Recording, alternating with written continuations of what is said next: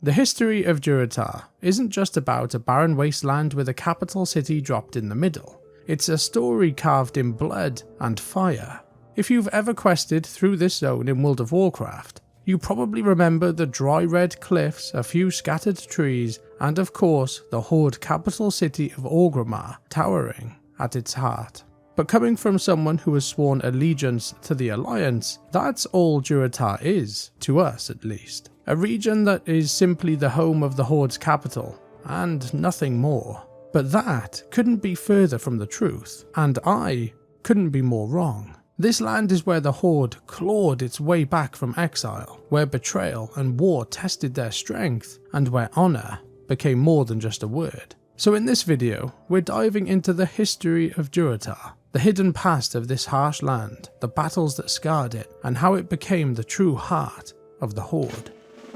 Now, you could trace Durotar's history all the way back to another world entirely, to Draenor, to the Orcs' origins and their first steps onto Azeroth. But for this video, I think it's best to start at the point most players will recognise, the founding of the zone itself. We'll quickly go over what happened before the creation of Durotar. But if you want the full details of how the Orcs escaped from Draenor and settled on Azeroth, you can check out our dedicated video in the description below. In the year that we now denote as Year Zero, the Orcish Horde stormed through the Dark Portal and landed in the Eastern Kingdoms. Over the next few years they fought relentless wars with the humans, sacking Stormwind, pushing through Khazmodan and trying to conquer Lordaeron. But the might of the Alliance proved too strong. After 6 long years of war across the Eastern Kingdoms, the Orcs were driven back to the Dark Portal. Many fled back through it, and then were later chased down by the Sons of Lothar, another story we've recently covered. But some of the Orcs remained on Azeroth, a few disappeared into the wilds and went into hiding, but most of them were captured and imprisoned in the Alliance internment camps. In one of the biggest of those camps, a camp known as Durnhold, located in the southern reaches of Lordaeron, a young Orc orphan named Thrall was being raised as the personal slave of the camp's commander, Aedalus Blackmore. For the next 10 years, Thrall was trained to be a weapon for the humans, drilled in tactics, philosophy, combat, and forced to become a gladiator. 18 years after the Orcs arrived on Azeroth, Thrall finally escaped his internment camp. Believing that there was more for him beyond the camp walls, his journey eventually led him to the Frostwolf clan in the north, where he learned the truth of his heritage and claimed his place as their rightful leader. From there, Thrall began freeing the remaining Orcs still imprisoned across Azeroth, but while he was rallying his people, dark omens began to spread across Lordaeron. A strange plague was creeping through villages, and a mysterious prophet appeared to Thrall in visions. This prophet, known to Thrall as the Oracle, warned of a great darkness on the horizon and urged him to lead his people west to Kalimdor, with the only other option being one of staying in the Eastern Kingdoms, running from the Alliance for the rest of time. Thrall answered this strange call. He gathered what remained of the Orcs, seized a fleet of human ships, and set sail into the unknown in search of this oracle. But the journey to Kalimdor didn't come without its challenges. Just off the coast of the mainland, Thrall and his Orcs were shipwrecked on the Darkspear Islands, where they encountered the Darkspear Trolls. After fighting alongside them against attacking Alliance forces, both groups were captured by Murlocs, serving the Sea Witch, Zargira. Thrall and his Orcs eventually managed to escape, but the chieftain of the Darkspear Trolls, Sen'jin, was mortally wounded in the battle. With his dying breath, he asked Thrall to protect his people. Honouring this wish, the Darkspear swore loyalty to the Orcs and joined Thrall on his path to Kalimdor. When they finally made it to the mainland of Kalimdor, they were met by Cairn Bloodhoof and his Tauren. Thrall's forces helped Cairn push back the Centaur, a race of half-human, half-horse beasts who were attacking Tauren settlements. And in return, Cairn and the Tauren promised to guide the Orcs toward what they were looking for, the Oracle. But not all of the Orc clans followed this path so peacefully. The Warsong clan, under the command of Grommash Hellscream, were sent into Ashenvale to harvest lumber as punishment for attacking humans without Thrall's order.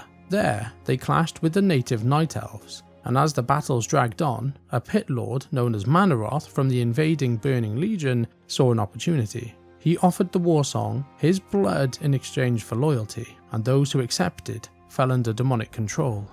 Eventually, the Orcs would find the Prophet, and at the urging of this mysterious oracle, who was now revealed to be Medivh, Thrall allied with one of the human leaders, Jaina Proudmore, to put an end to this madness. Together, they captured Hellscream and freed him from Manoroth's corruption.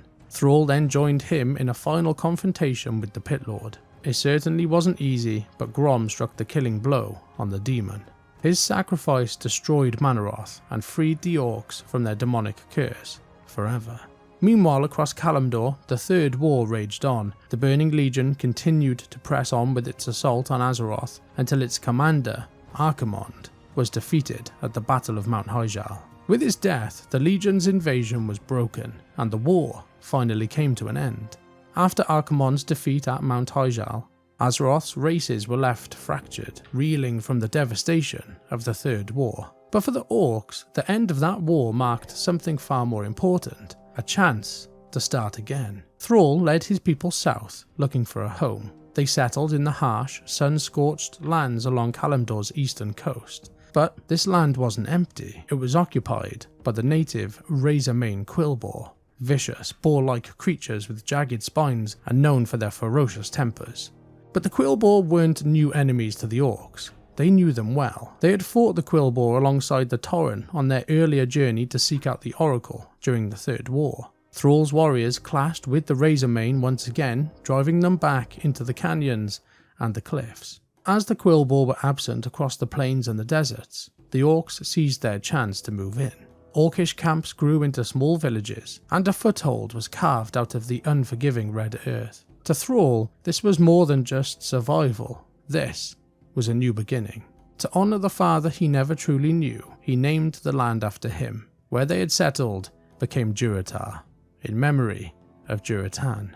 And with that name came a transformation. The Horde was no longer a demonic war machine. It was becoming something new. Orcs, Tauren, and Trolls all stood together under Thrall's new banner. In the north of this new region of Durotar, they began building more than just huts and palisades. They started to build a warrior city, a fortress to stand as the heart of their new horde, carved from stone and fire, raised with the help of goblin engineers, Tauren builders, Darkspear hunters, and even the Mok'Nathal champion Rexxar. Their city rose quickly. In tribute to the fallen warchief that had led the Horde through its early days on Azeroth, Thrall named their new city Orgrimmar, a fitting tribute to Orgrim Doomhammer. Now, we could wrap this story up here with a fairy tale style ending. The Horde had a new city, a harsh but promising land to call their own, and a growing nation with countless newcomers eager to join. But of course, stories in Azeroth are never that simple. What could possibly go wrong with a new beginning like this?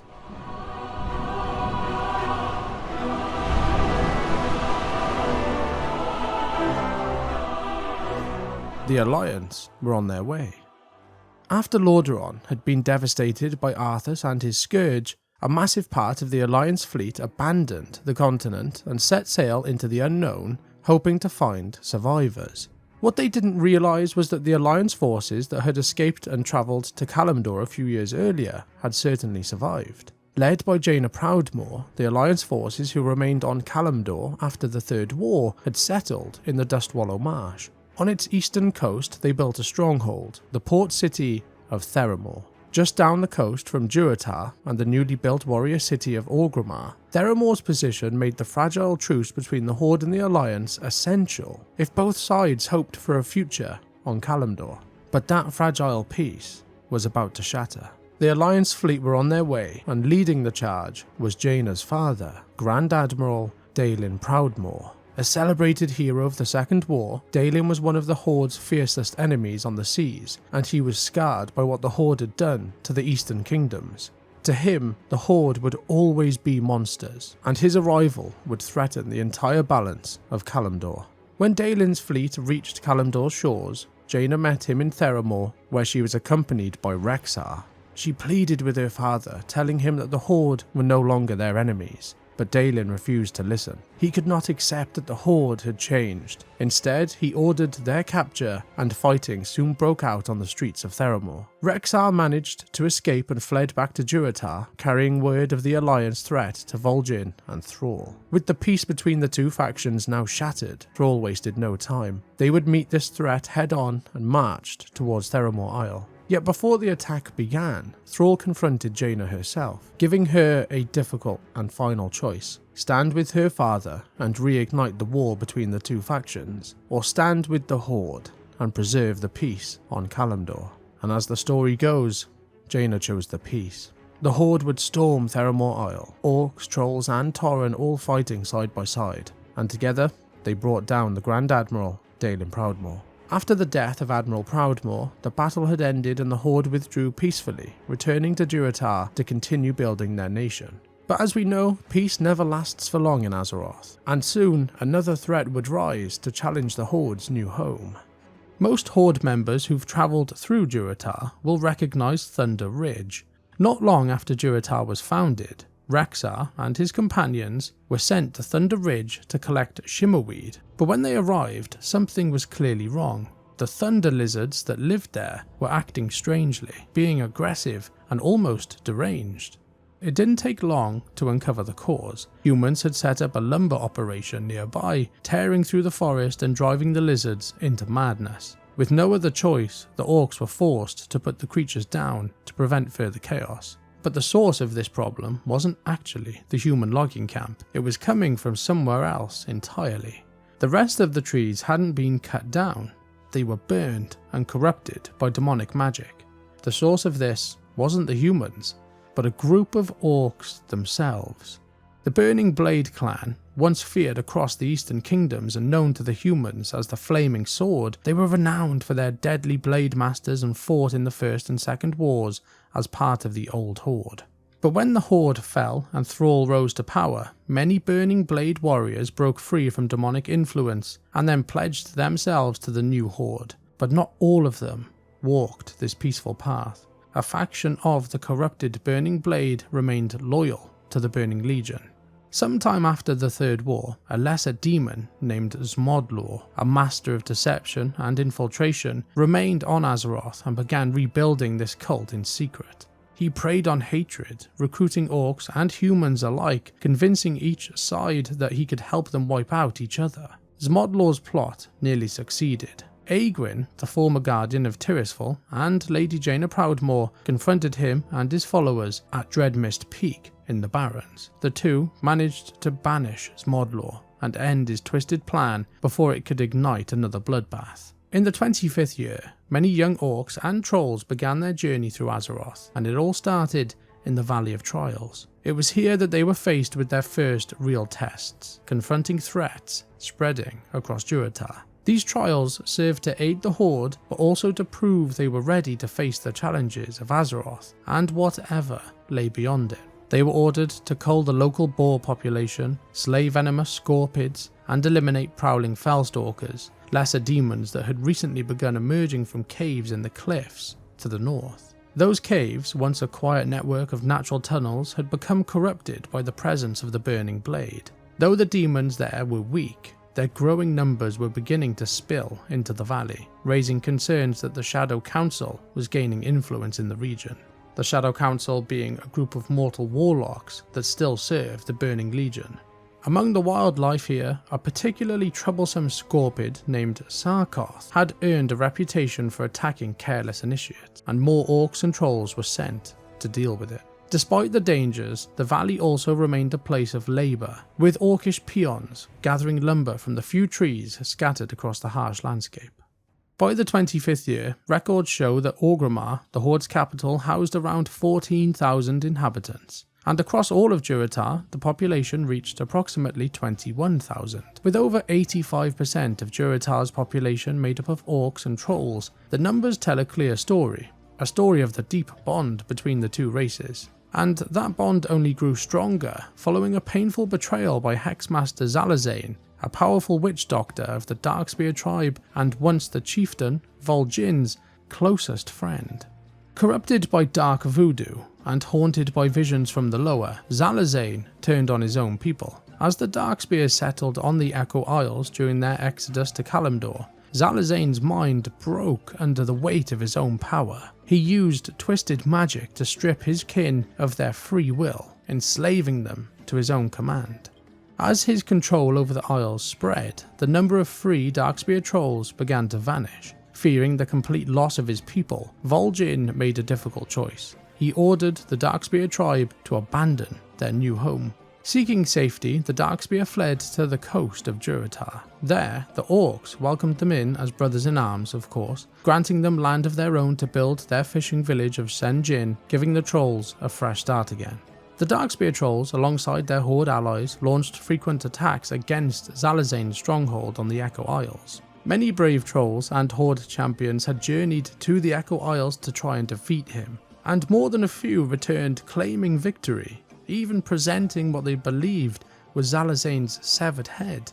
But it was an illusion. Days later, this head would be revealed as nothing more than painted rocks, a bundle of coconuts, or worse, the head of an unfortunate Darkspear slave. Zalazane was still alive, ruling over the Echo Isles, but the trolls and the Orcs of Durotar would need to prioritise their forces elsewhere. Zalazane wasn't the only one trying to unravel the fragile peace of Durotar during this time. The next threat to the Horde's new way of life didn't come from across the sea, or even from the outside of their borders. It came from within Orgrimmar itself, or more specifically, from beneath it. The city had been built over a fiery network of tunnels the Horde named Ragefire Chasm. At first, these lava-filled caverns seemed harmless, far below the streets of the capital. But that changed when the enemies of the Horde began using them as a refuge. A group of trogs had burrowed their way into the chasm, slowly gathering strength and preparing to strike from below. And worse still, a splinter sect of the Shadow Council made their home there as well.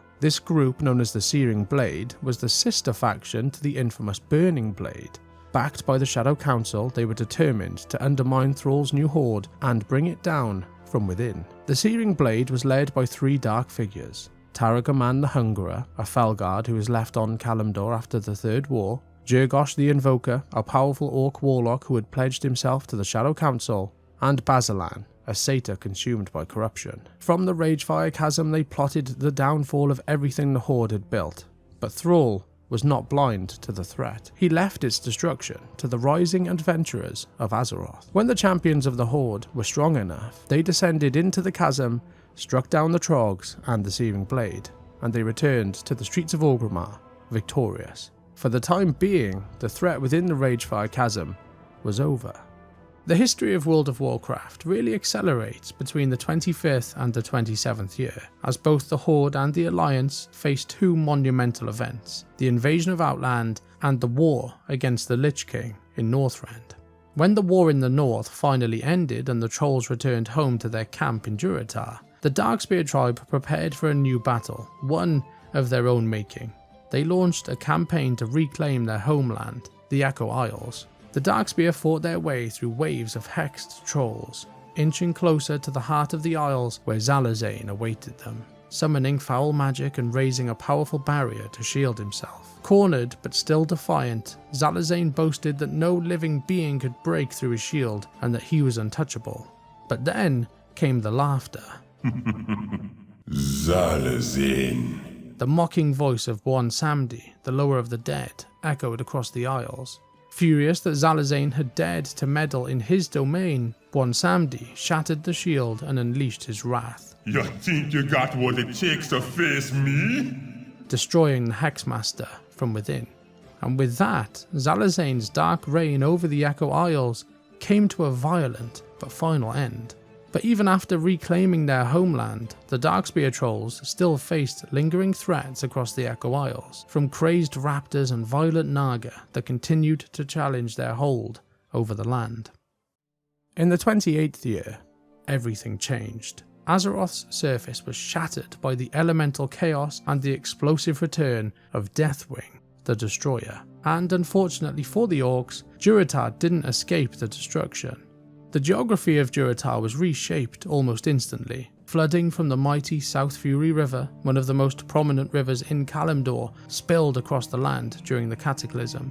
Nearly a quarter of the region transformed from dry desert into wetland, and the newly flooded area became known as the South Fury watershed. The sudden change wiped out local wildlife, including the thunder lizards that once roamed there, and Orgrimmar, the heart of the Horde, didn't escape unscathed either.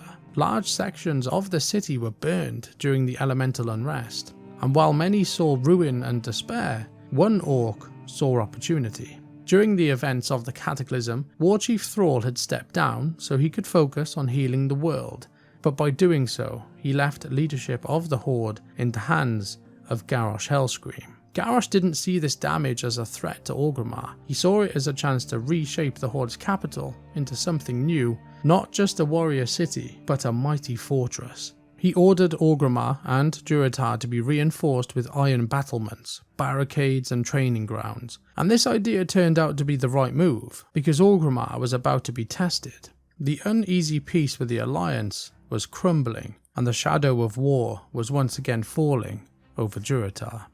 With the Cataclysm behind them and Deathwing defeated, Warchief Garrosh Hellscream revealed his next move to drive the Alliance out of Kalimdor entirely and claim the continent for the Horde. His first step was to attack Theramore, the Alliance's strongest military outpost on the continent. Garrosh launched a bold campaign to cut off Kalimdor's coastline, using the Horde's fleet to block sea access. Then, in a devastating show of force, he destroyed Theramore Isle. The Alliance fleet, hearing this news, struck back swiftly, and a massive naval battle broke out in Bladefist Bay, the small port just outside of Orgrimmar.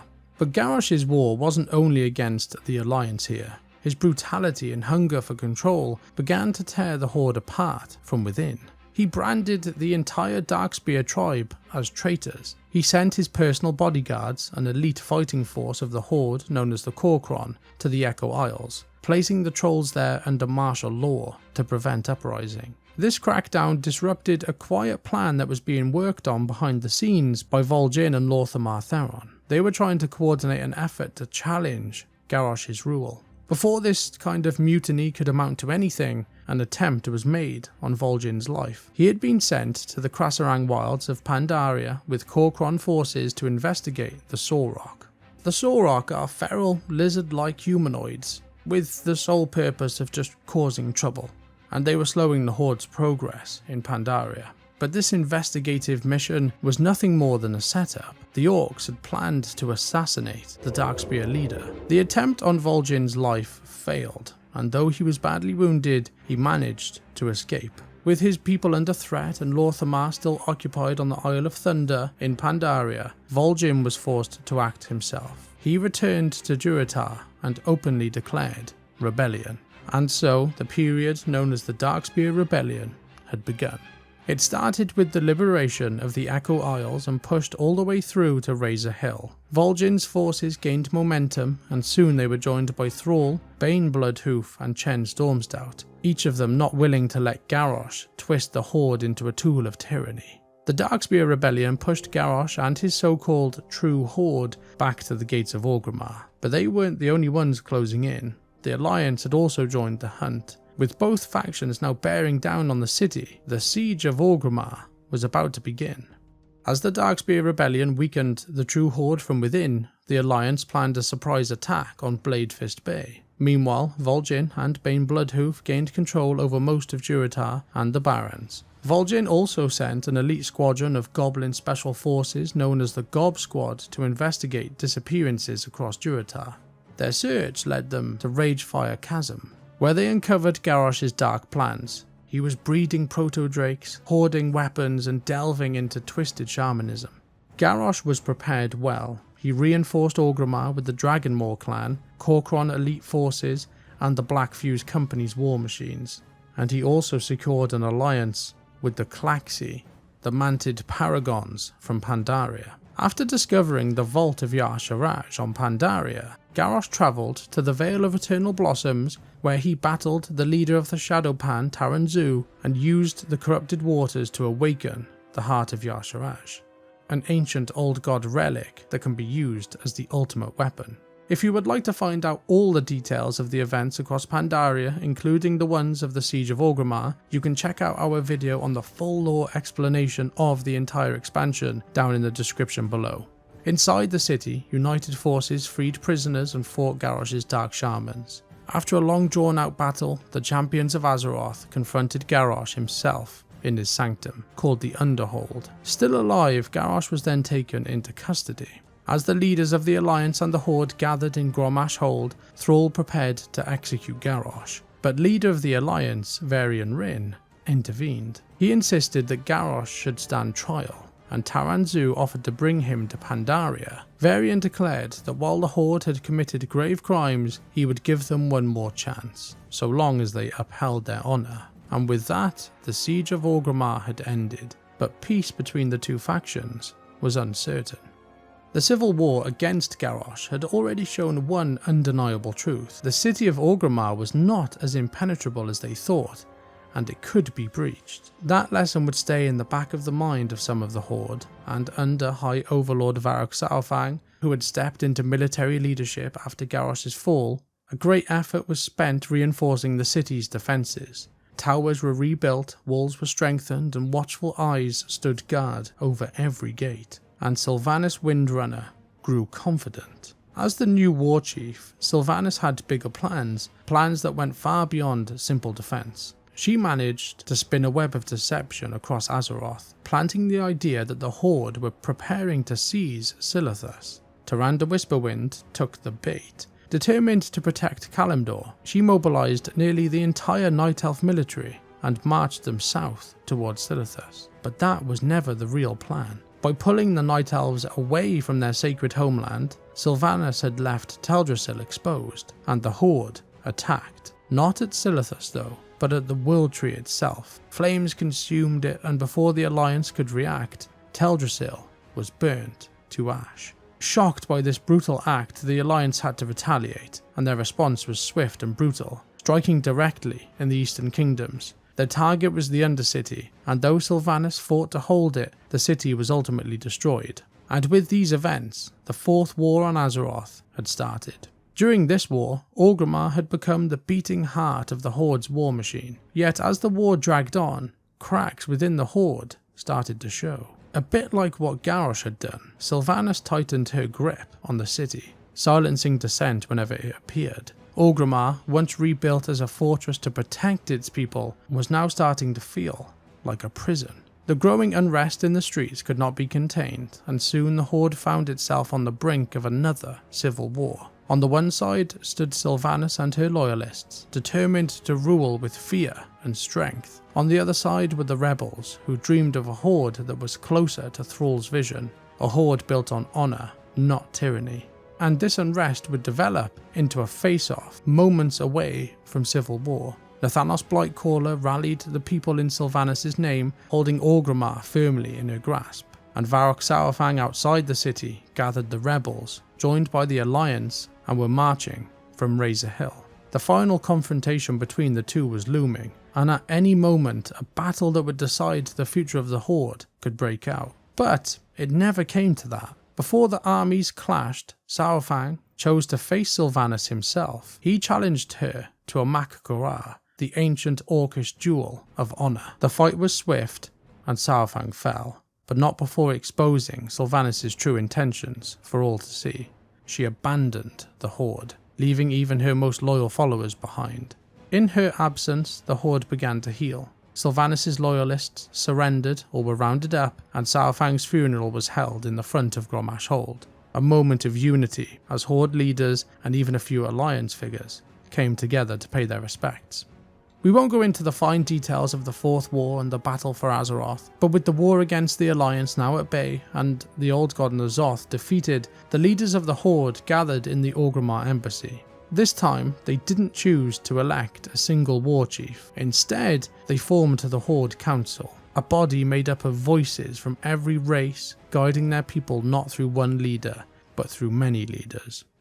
From a barren wasteland to the thriving heart of the Horde, Durotar is more than just a starting zone in World of Warcraft. It's the embodiment of the Orcs' journey, forged from exiles scarred by war and built on sacrifice. Every canyon and outpost in Durotar tells a story. Through the rise and fall of war chiefs, internal rebellions, burning skies and fractured alliances, one thing has remained constant in this area: the Orcs and their determination to survive in a world that was never kind to them.